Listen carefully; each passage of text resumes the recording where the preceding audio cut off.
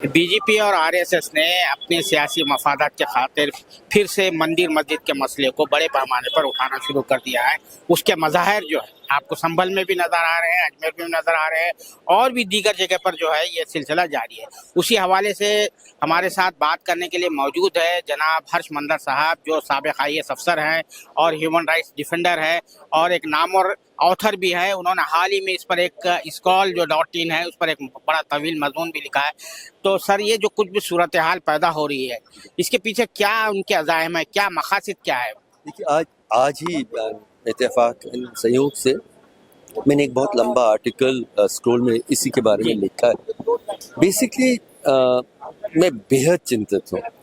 मैंने उसमें कहा है कि जस्टिस चंद्रचूड़ ने बहुत कुछ किया है जो इतिहास याद रखेगा, अच्छे नज़र से नहीं, लेकिन शायद जब इतिहास देखेगा शायद सबसे खतरनाक उनका ये जो ऑब्जर्वेशन रहा कि हाँ 1991 का जो कानून बना था ये कहता है कि आप बदल नहीं सकते धार्मिक स्थल का किसी, लेकिन आप पता तो कर ही सकते हैं कि वो क्या था।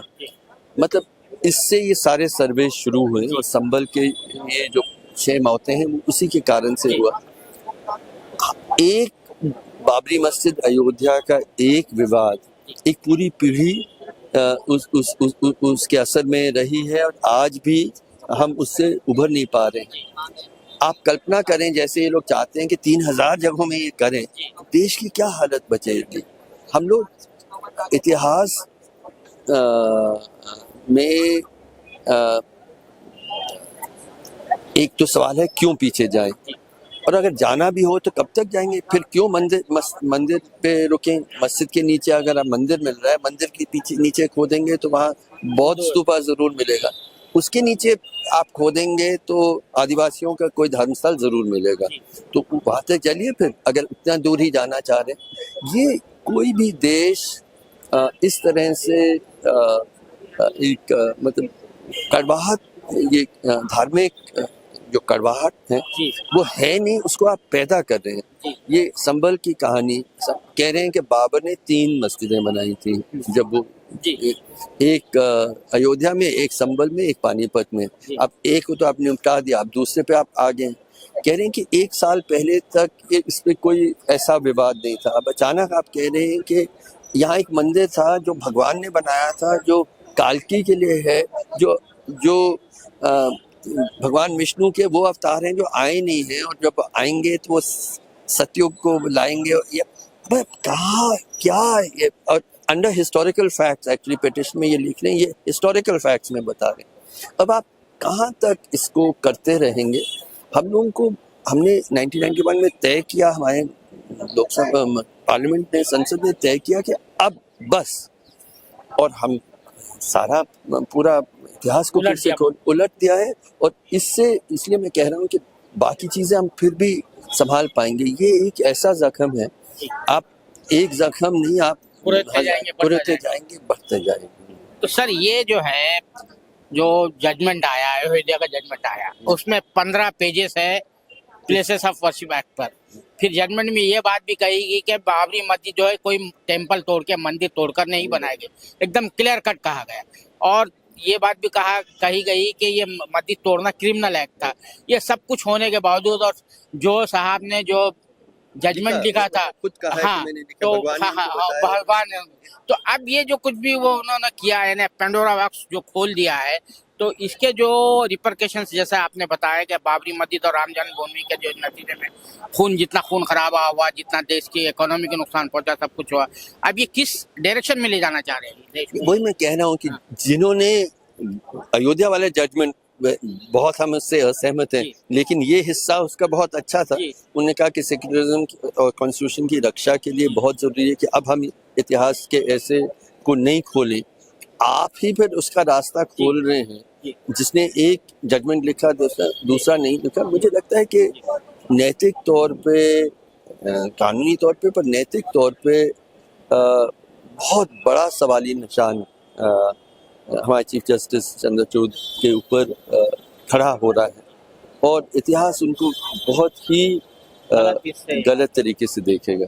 अच्छा सर, ये जो आरएसएस वाले डबल स्पीक करते हैं। भागवत जी एक तरफ ये कहते हैं कि हर मंदिर के पीछे, फिर उसके बाद जो है खुद ही उनके लोग जो है तो जाके अदालतों में ये करते हैं।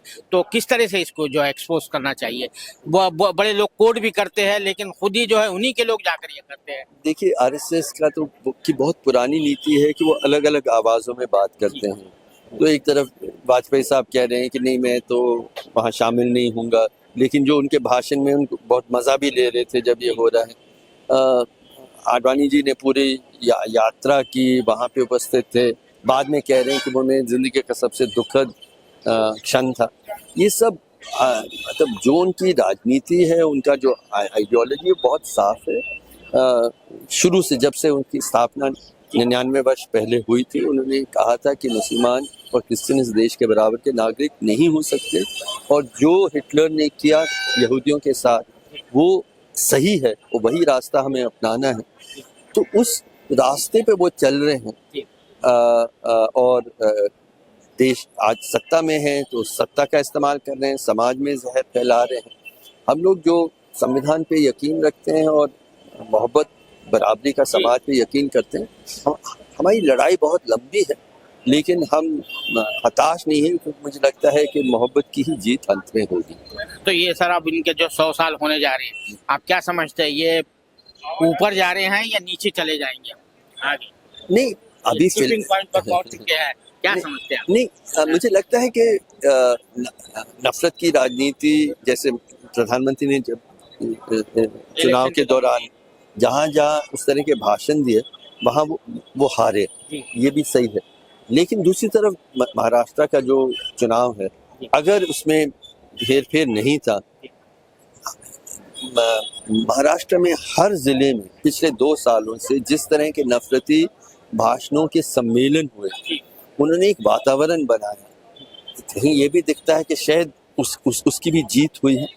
मुझे ये लगता है कि नफरत की जो राजनीति है, उसका सामना जो इंडिया अलायंस के लोग हैं, कांग्रेस पार्टी खास करके, वो उस हिम्मत से, नैतिक साहस से खड़ा, जब तक वो खड़े होके नहीं इसका जवाब देंगे, जिस तरह से गांधी, नेहरू क्या करते थे, तब तक ये लोग जीतते रहेंगे। लेकिन एक दिन तो कम है, हमें अपनी ज़मीर की आवाज़ सुनना पड़ेगा, और हम लोग बड़ी मात्रा में हम सामने आए, तब हम इसका जवाब दे सकते। बहुत शुक्रिया साले से बात करने के लिए हर्षमंदर। शुक्रिया, बहुत शुक्रिया। ये थे जनाब हर्षमंदर साहब, जो मुल्क की सूरत हाल पर तबसरा कर रहे थे, और उनका कहना था कि जो पॉलिटिकल पार्टीज है, अपोजिशन पॉलिटिकल पार्टीज है, उनको खुलकर इसके खिलाफ मैदान में आना चाहिए, तब तक इन पर कोई लगाम नहीं दी जा सकती। कैमरामैन जीशान राय के साथ मैं अब्दुल बारी मसूद, नई दिल्ली।